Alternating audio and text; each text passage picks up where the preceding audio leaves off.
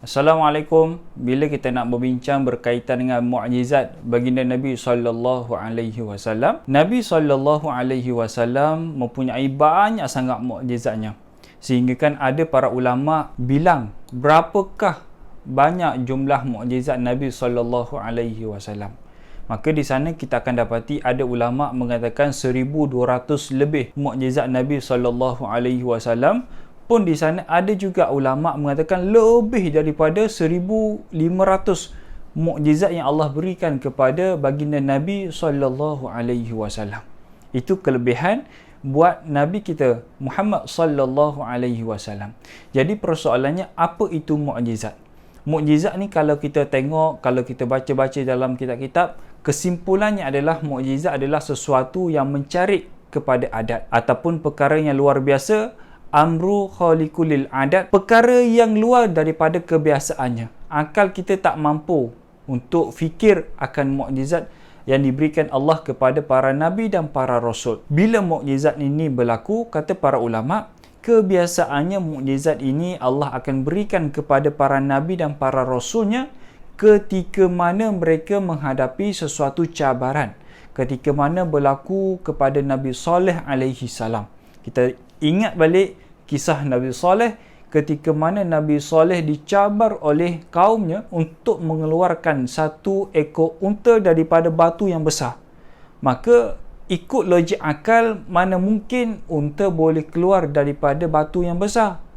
Unta mestilah dilahirkan, mestilah disatukan, unta lelaki, unta perempuan disatukan, maka akan lahirlah anaknya, itulah anak unta. Tapi bagaimana batu boleh keluarkan unta? Maka di sanalah Allah Subhanahu Wa Taala memberi kelebihan kepada Nabi Saleh alaihi salam. Maka Nabi Saleh pun membaca ayat dan menunjukkan kepada batu itu, maka batu itu terbelah dua. Maka di sanalah Allah beri mukjizat kepada Nabi Saleh, bukan hanya keluar satu ekor unta, tapi keluarnya dua ekor unta. Itulah mukjizat Nabi Saleh alaihi salam. Begitu juga kita tengok berlaku kepada Nabi Isa alaihi salam. Di zaman Nabi Isa alaihi salam, ketika itu kaumnya pandai berubat. Macam-macam tabib, doktor ada di zaman Nabi Isa alaihi salam. Sehingga kan para tabib dengan doktor ni boleh merawat macam-macam jenis penyakit. Lalu di sana Allah datangkan Nabi Isa alaihi salam berserta dengan mukjizat, pun boleh merawat orang yang sakit, tapi kelebihannya lagi luar biasa, iaitu Nabi Isa alaihi salam boleh menyembuhkan orang buta, boleh menghidupkan orang mati dan sebagainya. Maksudnya dari sudut perawatan Nabi Isa alaihi salam lagi luar biasa nak dibandingkan dengan para tabib yang lain. Begitu juga berlaku kepada Nabi Musa alaihi salam. Ini masyhur dalam kalangan kita, yang mana di zaman Nabi Musa adalah zaman sihir. Disebabkan itulah Allah datangkan kepada Nabi Musa mukjizat, tongkatnya boleh berupa menjadi ular dan ular itu adalah ular yang nyata.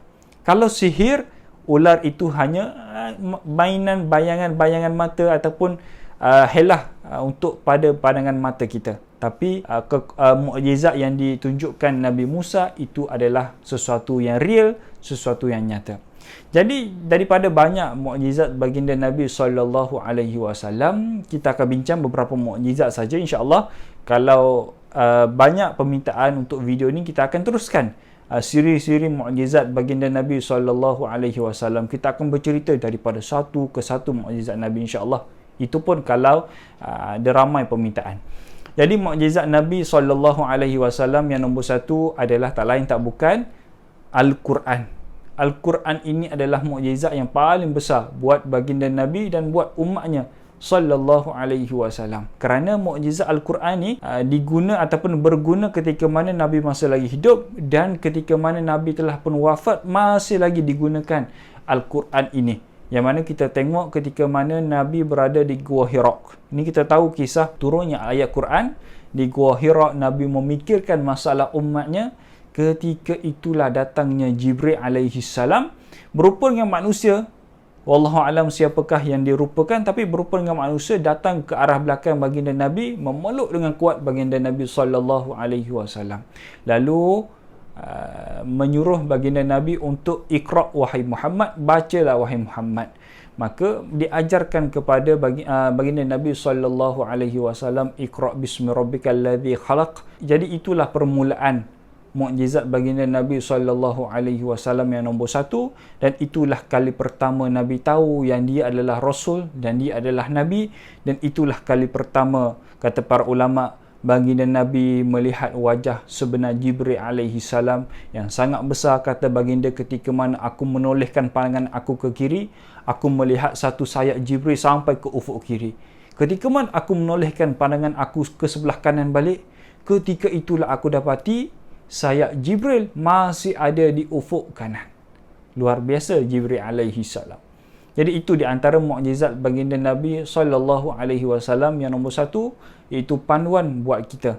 Yang mana dalam siri kehidupan baginda Nabi sallallahu alaihi wasallam, Allah menurunkan sikit-sikit ayat Quran. Ayat Quran telah pun siap, tapi Allah turunkan sikit-sikit mengikut keadaan dan mengikut situasi pada ketika itu. Dan inilah satu bonus yang sangat besar buat umat baginda Nabi sallallahu alaihi wasallam.